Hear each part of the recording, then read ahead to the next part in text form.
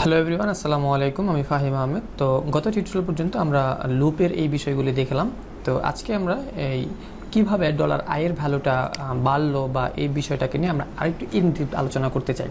আমি চেষ্টা করব লুপের প্রতিটা কনসেপ্ট ফর লুপের মধ্যে দিয়ে আলোচনা করতে। এরপরে বাকি যে লুপগুলি আছে সেগুলি নিয়ে আমি আর এত বিস্তর কথা বলতে হবে না, আপনি সহজেই বুঝে যাবেন। সেখানে শুধু সিনট্যাকটিক্যাল কিছু চেঞ্জ আছে।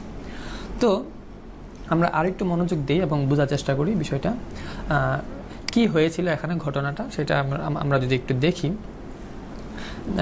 মূলত আমি যে তিনটা পয়েন্টের কথা বলেছিলাম একটা লুপের মধ্যে, সেটা হচ্ছে ইনিশিয়ালাইজ, এবং এটা হচ্ছে কন্ডিশন, আর এটা হচ্ছে ইনক্রিমেন্ট অর ডিক্রিমেন্ট।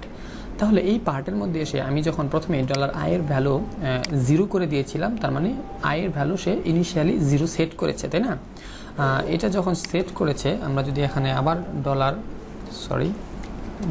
আইকে প্রিন্ট করি এবং আমরা এখানে দেখি, তাহলে কিন্তু আমরা প্রথমেই 0 পাচ্ছি, তাই না? তাহলে এই ভ্যালুটা যখন আসতেছে তখন এখান থেকে অ্যাসাইন হয়েছে, এই জায়গায় কোনো চেকিং হয় নাই, এই জায়গায় কোনো চেকিং হয় নাই, অর্থাৎ এই দুইটা এক্সপ্রেশন বা এই দুইটা ব্লক চুপচাপ দেন এটা রান করলো, এখানে এসে প্রিন্ট করে দিল ডলার আই। এবার সে যখন এখান থেকে বের হবে ব্লক থেকে, তার এই দিক থেকে বের হওয়ার কোনো জায়গা নাই, কারণ এটা এখানে কোনো রিটার্ন সিস্টেম নাই, তাহলে তাকে এখান থেকেই বের হতে হবে। এবার সে যখন আবার এখানে আসবে, অর্থাৎ আমি যদি একটু জিনিসটাকে একটু কমেন্টে লিখি, আপনার হয়তো বুঝতে সুবিধা হবে।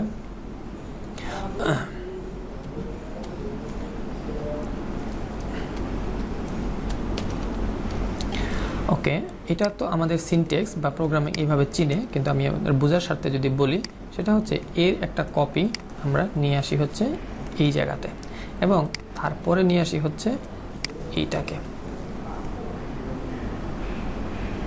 না আসলে এইটা আসবে আগে, তারপরে এটা। এবার এটা যদি আমরা বুঝতে চাই, সেটা হচ্ছে যে প্রথমে আমাদের ভ্যালুটা ইনিশিয়ালাইজ হলো এবং সেটা প্রিন্ট করলো। প্রিন্ট করার পরে যখন এই লাইনটাতে আসবে, অর্থাৎ এই যে এই লাইনটা প্রিন্ট করার পরে, এটা বিআর প্রিন্ট করার পরে যখন এখানে আসলো, এইটার মানে কি আসলে? এইটার মানে হচ্ছে, এটাকে আমরা স্ল্যাশ দিয়ে এভাবে লিখতে পারি, এটাকে dollar I equal to dollar I plus 1। এই জিনিসটা এটা এত সহজ বা এটা এত ইজি একটা বিষয়, সেটা হচ্ছে যে আমরা ক্লাস 8-9-এ আমরা অনেক ম্যাথ করেছি এরকম, তাই না? যে আমাদের এন এর যে মানটা, তাই না, আমরা বলেছিলাম যে n+1 এরকম, কিন্তু আমরা অনেক এক্সপ্রেশন করেছিলাম, তাই না? অনেক ক্ষেত্রেই আমাদের বিভিন্ন ম্যাথমেটিক্যালি আমরা দেখেছি যে এই ধরনের রেজাল্ট আমাদের সামনে আসছে, প্রচুর আসছে। তাহলে একটু মিলিয়ে দেখেন, বা আপনি যদি ক্লাস 9-এ বা কোনো একটা ম্যাথের সাথে, তাহলে দেখবেন যে এই ধরনের এক্সপ্রেশন আপনি অনেক করেছেন। তখন কি হইতো, যে এন এর ভ্যালু বের করতে হলে আমাকে প্রথমে এই এন এর ভ্যালুটা এখানে বসাচ্ছি, তারপরে যা হইতো তার সাথে এক যোগ হইতো। আমি যদি একটু উদাহরণ দিয়ে বলি, অনেক সময় আমরা কথা বলার ক্ষেত্রে বা কখনো কখনো বাচ্চাদের মধ্যে দেখলাম যে সে বলে যে আমার অনেক টাকা, সে বলে আমার অত টাকা, সে বলে অত টাকা। এগুলো জাস্ট ফান, কিন্তু এক সময় যখন দেখা গেল যে সে 1 লক্ষ বলে, সে 1,20,000 বলে, সে 1,30,000 বলে, যে যাই বলে তার চাইতে বেশি কিন্তু বলাই যায়, তাই না? আপনার সংখ্যায় ম্যাক্সিমাম সংখ্যাটা আপনি জীবনে কোনোদিনও বলতে পারবেন না। আপনি যতই বলেন না কেন, তারও বেশি বলা যায়। তো এই যে তারও বেশি বলে আসলে কি বলবেন, তো যা আছে 1+। তার মানে হচ্ছে আমি এবার যা কল্পনা করছি তার সাথে 1 যোগ করলাম, তার মানে আমি কিন্তু বেড়ে আছি। এবার চিন্তা করেন, এই যে এক্সপ্রেশনটা, এইটাই মূলত আসলে i++। কিভাবে কাজ করে এটি? আপনার এখানে ইনিশিয়াল যে ভ্যালুটা সেটা এখানে বসান, যেমন আমরা এখানে বসালাম 0, ওকে, এখানেও বসালাম 0।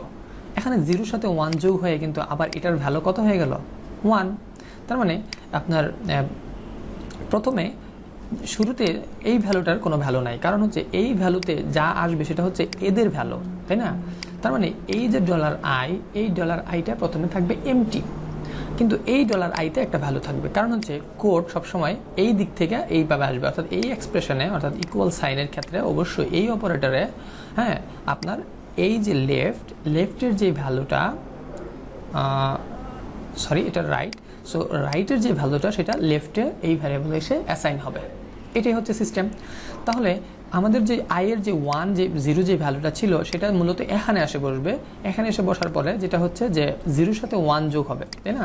তাহলে আমরা যদি এটার আনসারটা লিখি, 0+1, 0+1 = 1। এটা কিন্তু এই লাইনের আউটপুট। এরপরে যে বিষয়টা আসতেছে, তো এটা আসলো, আসার পরে এই জায়গাটাতে আসবে। এবার আসার পরে আমাকে চেক করা হয়েছে যে এই যে আমি কিন্তু এখন ডলার আই এর ভ্যালু 1 পেয়েছি, তাহলে 1 কি 10-এর চাইতে ছোট? সে বলে অবশ্যই ছোট, তাহলে এটা ট্রু। যতক্ষণ এটা ট্রু হবে ততক্ষণ এই ব্লক থেকে বের হওয়ার কোনো সুযোগ নেই। তাই যেটা হবে, সে আবার প্রথম থেকে শুরু করবে, মানে এই যে 31 নম্বর লাইন থেকে শুরু করবে, এবং 31 নম্বর লাইনে আছে হচ্ছে ডলার আইকে প্রিন্ট করো। কিন্তু ডলার আইকে যখন সে প্রিন্ট করতে গেল তখন কিন্তু তার মান 1 বেড়ে গেল। তখন কি হলো, সে এখন 0-তে নাই, সে এখন হয়ে গেছে 1। তাই আমাদের আউটপুট হচ্ছে 1। এবার এই 1 ভ্যালু নিয়ে যখন 31 নাম্বার লাইনে, তখন আবার যখন এই 35 নাম্বার লাইনে আসলো, আসার পরে সেম প্রসেসটা আবার হলো। তখন এই যে ডলার আই, আমি যদি এটাকে একটু ডুপ্লিকেট করে নেই, তো এই যে ডলার আই এর ভ্যালু কিন্তু এখন 1, আর আমাদের তো স্ট্যাটিক 1 রয়েছে, তার মানে এখানে হয়ে যাবে সেটা 2। তাহলে এখন কি হচ্ছে দেখেন, এই প্রসেসটাই যখন এর তৃতীয়বার আসতেছে তখন এখানে হয়ে যাবে 2। এই যে ইকুয়ালের যা এই যে ভ্যালুটা, যেটা এর মধ্যে এই ভ্যালুটা কিন্তু আমি এখানে এটা লিখতেছি, তাই না? এই যে ডলার আই এর ভ্যালুটা, কারণ এই সাইড থেকে ভ্যালু মানে ক্যালকুলেট হওয়ার পরে এখানে এসে বসবে, এটাই তো। তাহলে এই আউটপুটটা আমরা এখানে দেখাচ্ছি। তাহলে এই ভ্যালুটা এখন যদি হয় হচ্ছে 2, তাহলে আমাদের রেজাল্ট হচ্ছে 3। তাহলে ডলার আই এর মান হয়ে গেছে 3। এবার আবার কন্ডিশন চেক হবে, আবারও ট্রু হচ্ছে, এভাবে চলতে থাকবে। এবার লাস্ট যখন 10-এর ক্ষেত্রে আসবে, তো এটা এভাবে চলতে থাকবে, বেশ এরকমভাবে চলতে থাকবে, এবং লাস্ট যখন এখানে 9 হবে বা 10 হবে, 10 ইকুয়াল টু আসার পরে এটা আসবে।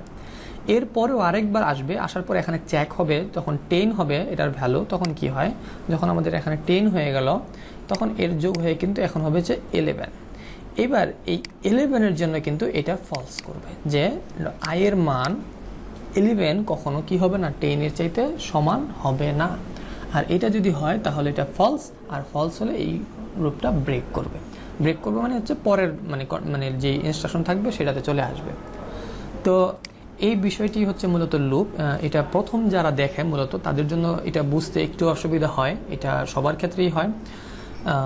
বাস একবার দুইবার দেখা কিংবা একটু নিজে রিয়েলাইজ করা যে হ্যাঁ বিষয়টা এইভাবেই কাজ করতেছে। আর আপনি যখন আস্তে আস্তে মানে প্রোগ্রামিংয়ের সাথে কাজ শুরু করবেন তখন দেখবেন এটা অনেক বেশি সিম্পল, অনেক বেশি সহজ। আর এর পরবর্তীতে বা এই বিষয়টাকে নিয়ে আপনার এত ইনডিপ আর ভাবতেই হবে না, আপনি জানবেনই হ্যাঁ বিষয়টা এইভাবেই হয়। তো আশা করি আপনারা লুপের এই মানে কনসেপ্টটা বুঝতে পেরেছেন। যদি বুঝতে কারো কোনো অসুবিধা হয় অবশ্যই কমেন্টে জানাবেন। আমি চেষ্টা করবো এটাকে আর একটু গ্রাফিক্যালি বা স্কেচের মাধ্যমে আর একটু কীভাবে বোঝানো যায় সেই বিষয়টি নিয়ে আলোচনা করতে। আশা করি এটা যথেষ্ট ক্লিন, বা আপনারা যদি একটু নিজে রিয়েলাইজ করতে হবে আসলে, মানে আমি যত ভালো করে বোঝানোর চেষ্টা করি না কেন সেটা আমার দিক থেকে ভালো মনে হবে, কিন্তু আপনার যেই বোঝার জায়গাটা বা আপনি যেইভাবে আসলে প্রতিটা জিনিসকে বুঝেন সেটা আপনার একটা নিজস্ব স্টাইল রয়েছে, আপনি সেটাকে এর মধ্যে ইমপ্লিমেন্ট করার চেষ্টা করেন। তো আশা করি আপনাদের এই টিউটোরিয়ালটি ভালো লেগেছে, এবং আমাদের এই টিউটোরিয়ালটি বা এই ধরনের বাকি যেই বিষয়গুলি আছে আমরা এইগুলো নেক্সট টিউটোরিয়াল আলোচনা করব। আমাদের সাথেই থাকুন। ধন্যবাদ।